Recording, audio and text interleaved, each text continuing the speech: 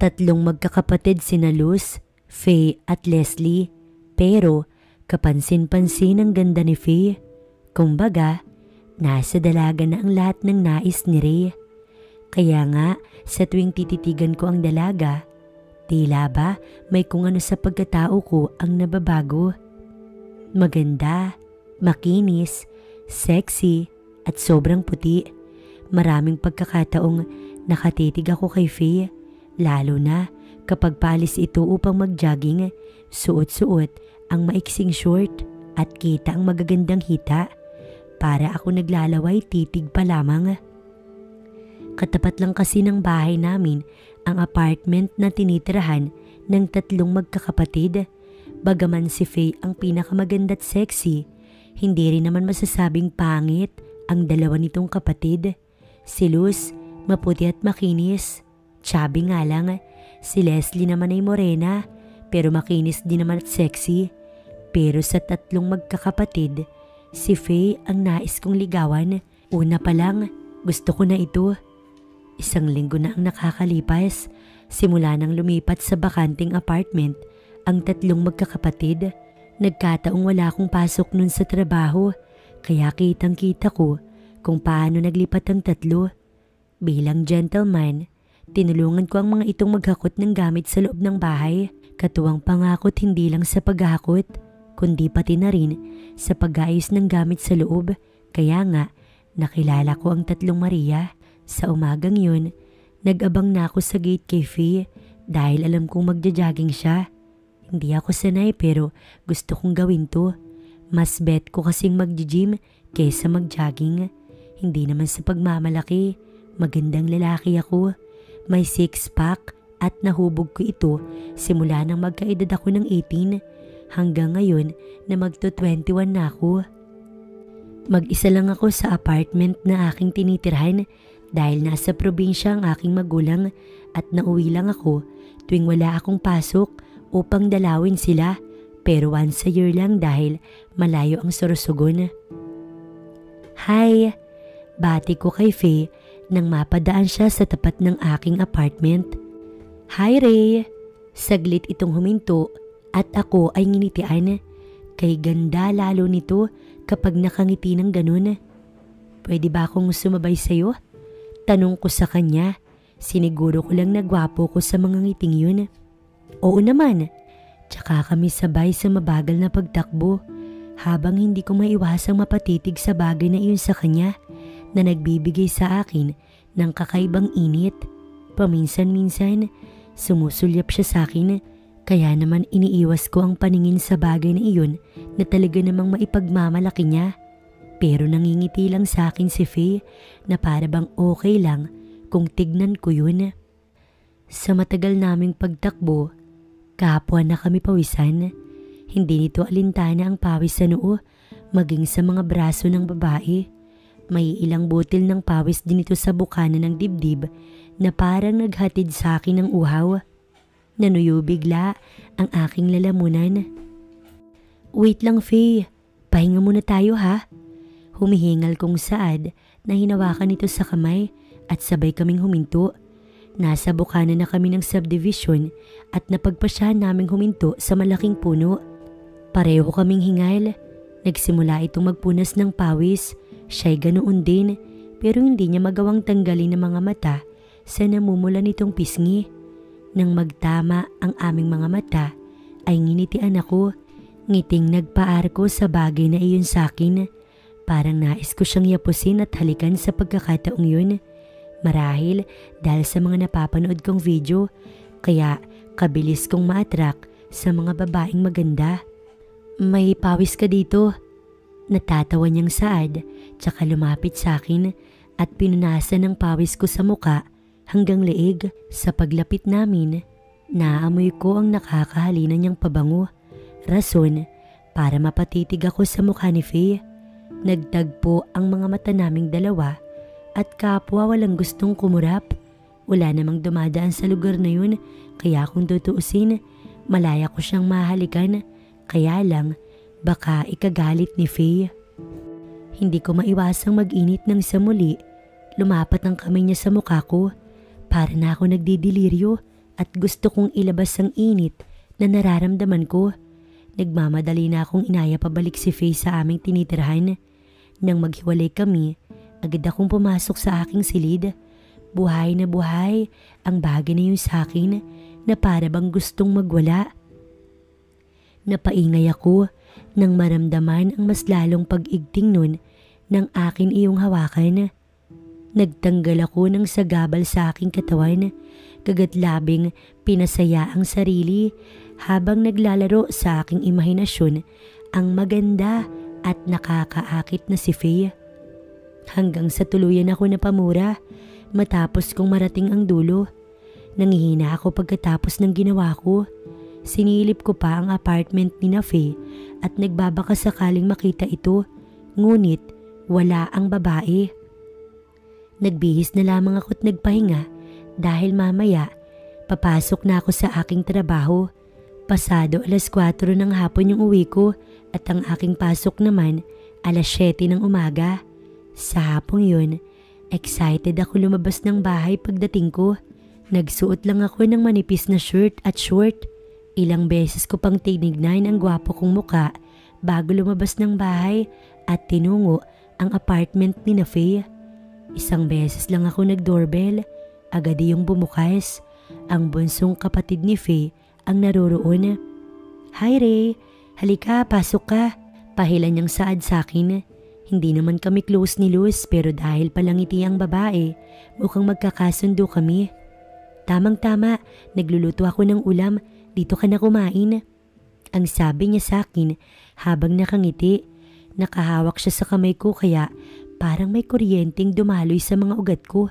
Heto naman ang sakit ko, ang mag-init sa isang babaeng nadidikit sa akin. "Nasaan ang dalawa mong ate?" Tukoy ko kina Faye at Leslie. "Wala si Ate Faye, nasa school pa. Si Ate Leslie naman, nasa mga kaibigan niya. Siyempre ako yung bunso, kaya tagalinis, tagaluto at tagalaba." Sabi nito habang tumatawa. Natagpuan ko na lang ang sarili kong naaaliw kausap si Luz. Naglalakbay ang mga mata ko sa murang katawan ng babae. Nasa 16 pa lang ito pero dahil chubby, hindi mahahalatang bata pa. Habang nagluluto, tinulungan ko na rin siya bilang inanyayahan niya akong kumain sa bahay na iyon. Nang hindi sinasadya, nagkabanggaan kami.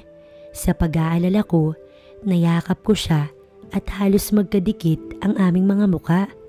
Parang magnet na hindi ko magawang alisin ang pagkakayakap sa babae at hindi ko napigilang ito ay halikan sa labi. Nawala ko sa sarili at hindi nakapagpigil. Hindi nagtagal, habang hinahalikan ko siya, gumaganti ito ng halik sa akin. Lalo ako nagkaroon ng lakas ng loob na ilabas ang init ng aking katawan. Mabilis na gumapang ang aking kamay. Hindi mapigilan ni Luz ang maglabas ng ingay sa kanyang lalamunan.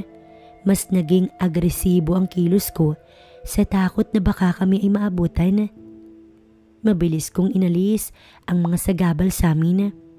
Wala akong naramdamang pagtutol sa kanya nang simulan ko na ang aking balak. Napakabango ni Luz.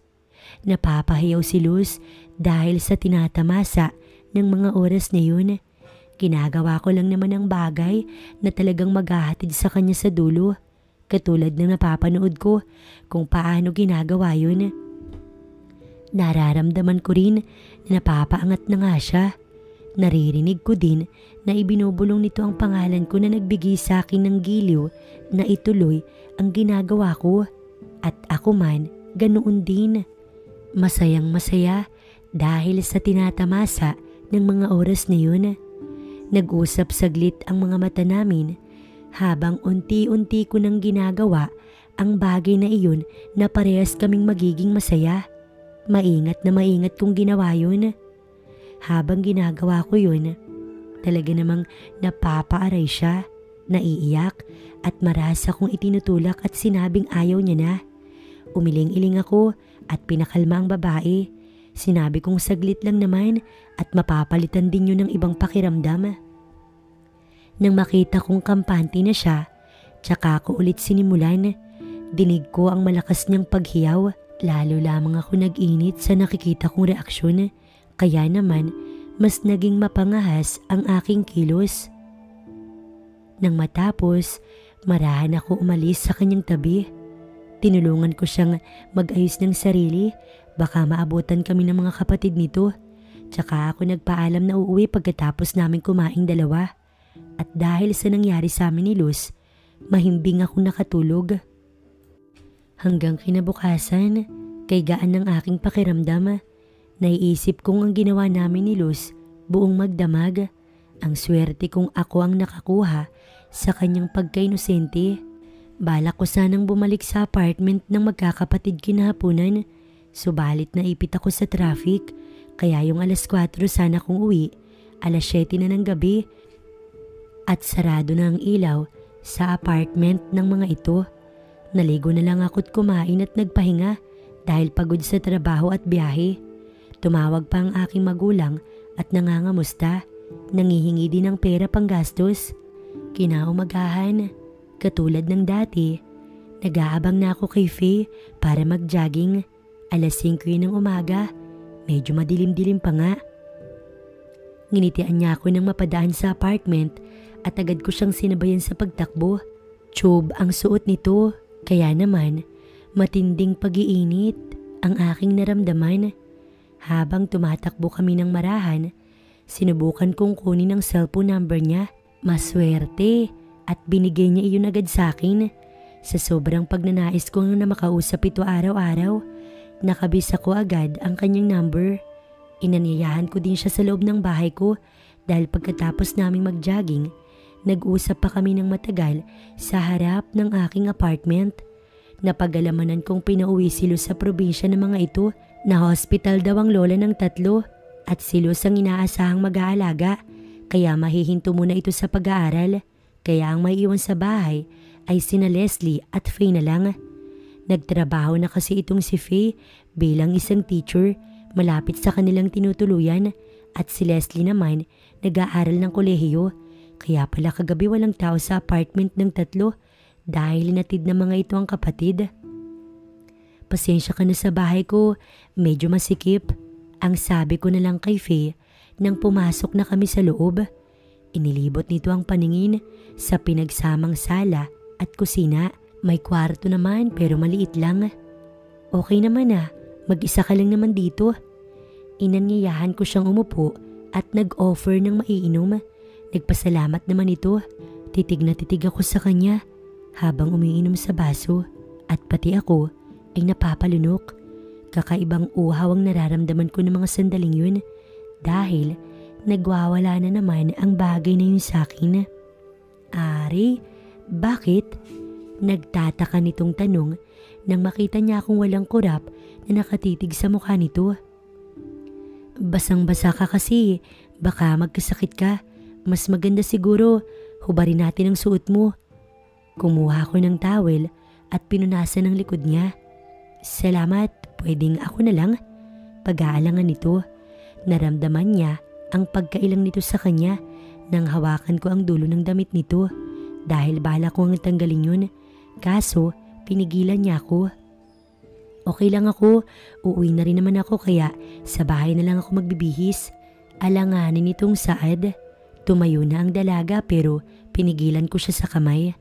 Alam kong naramdaman niya ang kakaiba sa akin nang mapatitig ito sa mga mata ko. Sinubukan ko siyang hawakan sa pisngi at idikit ng bahagya ang aking katawan sa kanya. Pero napaatras si Faye hanggang sa nasukol ito ng pintuan. Nakita kong kinabahan ito at napalunok habang namimilog ang inosenteng mga mata na nakatitig sa akin. Itinukod ko ang aking dalawang braso sa bawat tagiliran nito kaya halos dinig ko na ang pagsikdo ng kaba ni Faye sa dibdib. Kinalabit ko ang lock ng pintuan sa bahay at bahagya pang lumapit kay Faye. Lapit na halos wala nang nakapagitan sa amin kundi ang mga damit na lang namin.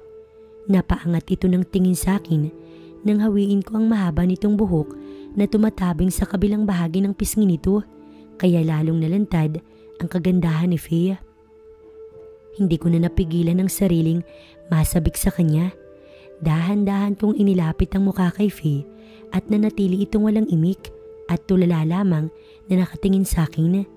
Ramdam ko ang bahagyang pagkailang niya nang dampian ko ng halik ang makinis nitong pisngi. Kay bango ni Faye, parang bulaklak na kapipitas lang. Hindi ko na napigilan ang sarili ko at kinuyumos ko na ng halik ang labi ni Faye.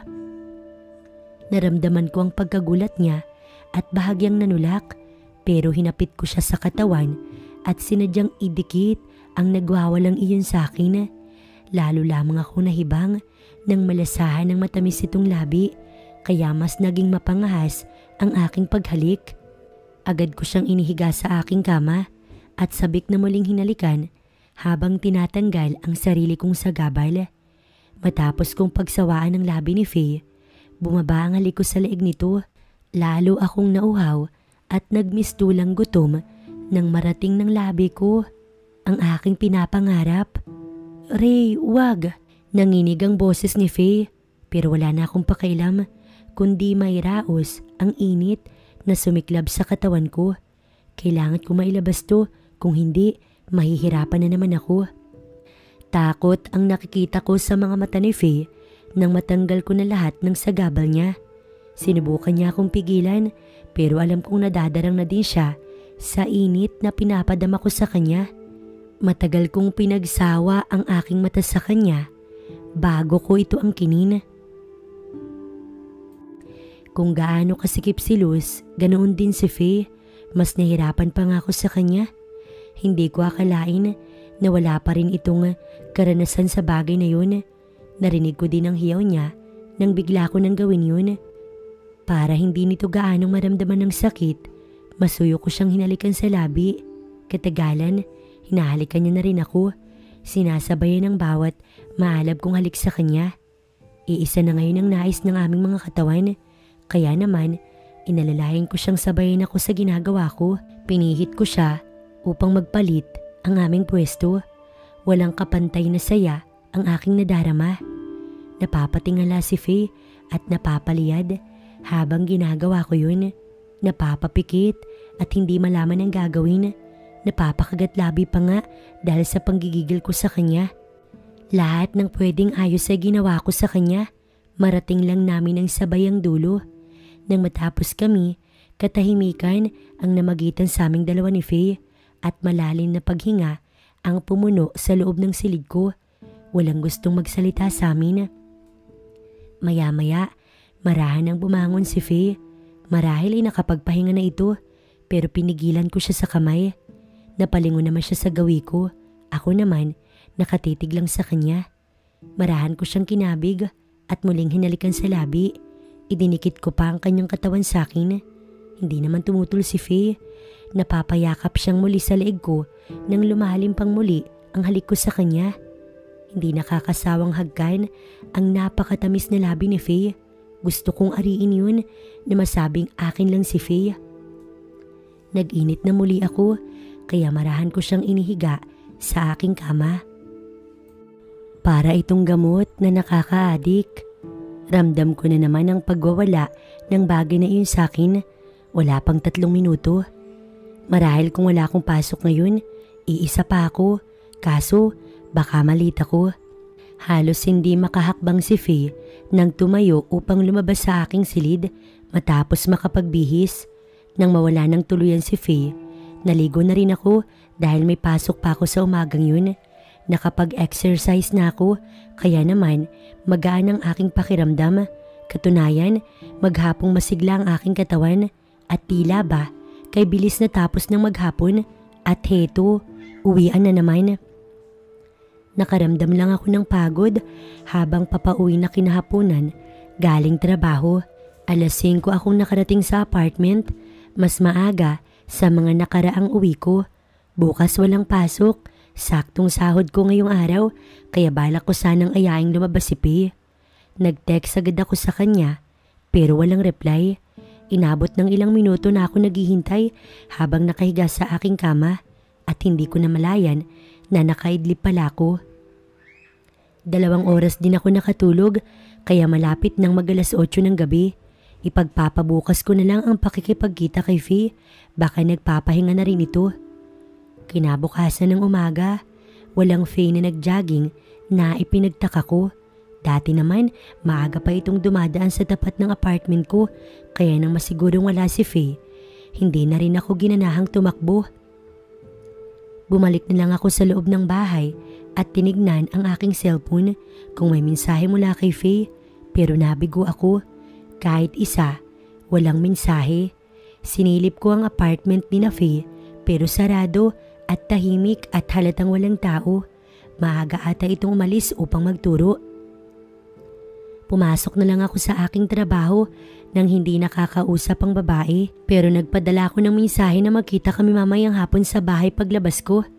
Ngunit umabot ng hapong walang reply mula kay Faye, kaya pag-uwi ko sa aking apartment kinahaponan, nagbihis lang ako at tinungo ang apartment ni na Faye. Malayo pa, naririnig ko na ang tila nag-aaway sa loob ng bahay. Boses ng lalaki at babae. Ayoko nga sabi, bakit ba ang kulit mo? Sigaw mula sa loob at boses babae, pero alam kong hindi kay Faye at lalong hindi kay Luz. Ano ba Leslie? Ilang buwan na tayo pero hanggang halik lang at hawak lang ako sa'yo. Akala ko ba mahal mo ko? Pero ano to? Inis na boses ng isang lalaki. Nag-aaral pa ako at sinabi ko na sa'yo yan, di ba? Pero wala kang ibang gustong gawin kundi pilitin ako. Sigaw na naman ng babae mula sa loob ng bahay. Away magkasintahan yun kaya ayaw niyang makialam. Ang bala kong bumalik na lang kung kailan naroon si Faye. Mukha namang wala doon ang babae. Pumihit na ako patalikod na makarinig ako ng sunod-sunod na kalabog at sigaw ng babae mula sa loob ng apartment. Wag! Boses ng nahihintakutan. Mabilis akong bumalik at sinipa ang pinto upang makapasok. Kasalukuyan ng nasa ibabaw ni Leslie ang isang lalaki at may kung anong ginagawang kabastusan, kaya galit niyang hinatak ito palayo sa dalaga at binigyan ng isang malakas na suntok. Nanginig naman si Leslie sa takot na napayakap sa sarili. Muli kong binalingan ng bastos na lalaki.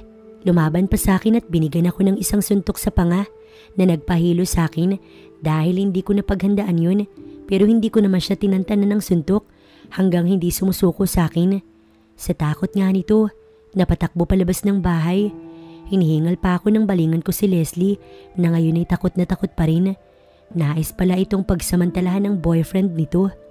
Salamat Ray, akala ko magtatagumpay siya. Umiiyak na sabi ni Leslie. Marahan kong hinaplos ang likod niya na walang halong mali siya. Pinunasan ko ang luha nito. Hindi na siya babalik, promise. Huwag ka na matakot. Pagpapatahan ko pa sa kanya. Bahagya akong lumayo at kumuha ng kumot upang ibalot sa babae dahil hanggang ngayon nakaluwa pa rin ang kanyang pinagmamalaki. Hindi magandang pangitain ng kanyang nasisilip. Baka magwala ang bagay na iyon sa kanya. Nang masiguro kung okay na si Leslie, binala kong magpaalam pa uwi. Mukha namang wala yung ate nito. Bukas na lang ako babalik kapag nasa bahay na si Faye. Ang balak ko, ligawan ng babae. Pakiramdam ko kasi mahal ko na siya kaya marahil hindi ako mapalagay hanggat hindi ito nakikita. Pwede bang dito ka muna Ray? Natatakot akong bumalik si Dom. Baka pagsamantalahan niya ako. Totoong natatakot ang boses nito kaya nag-alala naman ako sa babae. Mukhang hindi mapagkakatiwalaan ng lalaking yun kaya balak ko na lang samahan ng dalaga. Anong oras ba darating yung ate mo? Tanong ko na lang sa kanya. Nakapagbihis na ito ng maayos kaya maayos na rin ang aking pakiramdam. Wala na si ate dito Ray. Inilipat ng pamunuan ng school sa ibang lugar. May mga probinsya kasing kulang ng guro. Pumayag naman kaagad si ate kaya kahapon umalis na siya. Ang totoo, tatapusin ko na lang ang taon na to at uuwi na ako sa amin. Total wala naman akong kasama dito. Doon ko na lang ipagpapatuloy ang aking pag-aaral. Mahaba nitong saad. Natigilan ako sa aking nalaman. Hindi ako makapaniwalang wala na si Faye. Hindi siya nagpaalam sa akin. Sa bagay wala naman kami. Hindi ako makapagsalita ng mga sandaling yun. Parang may mabigat na dumagan sa aking dibdib. Siguro nga ay mahal ko na talaga si Faye. Ngayon lang naman ako naging ganito sa isang babae. Bakit mo naman hinahanap si ate? Tanong sa akin ni Leslie. Kumakain na kami ng hapunan dahil inanyayahan ako nitong sabayan nitong kumain. Wala naman, nagtataka lang akong hindi ko siya nakikita dito. Pagsisinungaling ko, walang nakakaalam sa nangyari sa amin ni Faye at siya kung hindi rin naman ito alam ang nangyari sa amin ni Luz. Matapos kaming kumain, hindi pa rin ako pinayagang umuwi ni Leslie. Katunayan, nakiusap itong doon ako matulog kahit sa gabi lamang na iyon. Pumayag naman ako at sinabing sa sala na lang matutulog para kung sakali mang dumating ang lalaking yun kanina, agad ko itong maririnig. Salamat Ray ha. Nginitian niya ako at natitigilan naman ako na patitig sa babae. Mas maganda lang talaga ito kapag nakangiti. May hawig ng konti kay Faye. Ngumiti ako pero tila ba may kahulugan ng ngiting yun. Wala pang isang oras kami magkasama pero tila ba nakilala na namin ang isa't isa. Kung kanina walang mali siyang titig ko sa kanya, ngayon ay parang nagkakaroon na. Maiwan na kita dyan, iiwan ko na lang bukas ang pinto para kapag may kailangan ka, pwede mo akong tawagin. Sabi nitong tumalikod. Napapasunod ako ng titig sa humahampas nitong balakang. Sa madumi kong utak, gusto ko siyang hawakan pero nagtitimpi ako dahil kalabisan na yun, baka makasuhan na ako sa pagkakataong yun. Kaya naman ang ginawa ko, pinatay ang ilaw sa sala at nahiga sa sofa. Hindi ako komportable dahil maiksi ang hinihigaan ko, kaya napagpasyahan kong sa sahig na lamang mahiga. Mas okay pa sa sahig dahil nakakaunat ako at malamig. Ilang saglit ako nakipagtitigan sa madilim na kisame bago ko naramdamang bumukas ang pinto sa kwarto ni Leslie. Lumabas ang babae at may dalang isang unan at kumot. Ray, gamitin mo. Napahiyaw ito ng matalisod sa pag-aakalang nasa sofa ko. Madilim kasi sa pwesto ko, kaya naman saktong sa ibabaw ko bumagsak si Leslie. Napayaka pa ito sa akin. Ako naman, napahawak din sa babae. Dama ko ang init at malambot niyang katawan. Grabe ang nararamdaman ko. Ray, okay ka lang ba? Sa pagkakataong yun, nasa dibdib ko na ang palad niya. Hindi naman sinasadya, mas nag-init ako sa ayos naming dalawa. Nalalanghap ko kasi ang mabangong amoy ng dalaga. Ganoon man, pinilit kong kalmahin ang init na nararamdaman ko. Bagkus, tinayo ko siya at sinabing okay lang ako. Bakit kasi dyan ka nakahiga? Sorry, hindi kita nakita. Agad nitong binuksan ng ilaw kaya nagliwanag mula sa sala. Pero sana nga hindi na lang nito binuksan yun dahil nakapantulog na ang babae at bakat ang napakaganda nitong katawan. Ramdam ko ang pagsikdo ng bagay na iyon sa akin. Eto kumot, tsaka yung unan gamitin mo. Inabot niya sa akin ang hawak nitong yun at dahil ibang-iba na ang pakiramdam ko, sinadya kong hawakan ng kamay niya. Napatingin naman siya sa kamay naming dalawa habang unti-unti kong nilalapitan ng babae at nakatitig dito ng mariin. Gusto kitang halikan. Nang magkalapit na ang mukha namin, halos wala nang pagitan sa aming dalawa. Ay bulong ko sa kanya. Pwede siyang tumanggi or sampalin ako pero hindi nito ginawa. Basta nanatili itong nakatitig sa akin. Matagal nag-usap ang aming mga mata habang sa pagkakataong yun ay yakap ko na siya. Ilang saglit pa, sinimulan ko na siyang halikan una sa pisngi. Marahang pagkailang lamang ang naramdaman ko mula sa kanya. Naitukod pa nga sa dibdib ko ang isa nitong braso. Pinagdikit ko na ang aming mga labi. Kung ayaw mo, hindi kita pipilitin, Leslie. Ang sabi ko pa sa kanya. Natigilan ito at hindi nagsalita. Napapalunok pa. Siguro'y kinakabahan. Agad ko siyang hinila papasok sa silid nang wala ko narinig na kahit na ano paman mula sa kanya at pinatay ang lahat ng ilaw bago ko siya hinalikan ng sabik sa mga labi nito. Humantong kami sa kama at napapayakap na ito sa akin kaya lalong lumakas ang loob ko na angkinin ng babae. Inalis ko ang mga sagabal sa amin. Grabe. Nakaka-adik ang kakaibang sensasyong nararamdaman ko habang hinahalikan ng dalaga. Nakakapaglabas na rin ito ng ingay sa lalamunan sa bawat halik ko dito at sa bawat ginagawa ng aking kamay. Ready ka na ba? Tanong ko pa sa kanya. Tumango ito kaya dahan-dahan ko nang ginawa ang bagay na parehas kaming magiging masaya. Isang malakas na hiyaw ang narinig ko mula kay Leslie. Alam ko na rin kung paano pawiin ang kirot na nararamdaman nito kaya kalaunan sumasabay na siya sa akin. Hanggang sa inabot kami ng madaling araw bago natulog. Pinagsawa ko muna ang aking sarili at doon na rin ako natulog kina Leslie. Kinabukasan, umuwi ako sa aking apartment na para bang walang nangyari. Masigla akong pumasok sa trabaho at masiglang umuwi nang dumating ang hapon. Nagbihis lang ako at agad nagtungo kina Leslie. Kumatok ako pero walang sumasagot hanggang sa dumating ang landlady at sinabing umalis na ang magkakapatid sa apartment kaya may lilipat ng iba sa silid na yun. Nanlumo na lamang akong umuwi sa aking apartment at wala nang nagawa pa.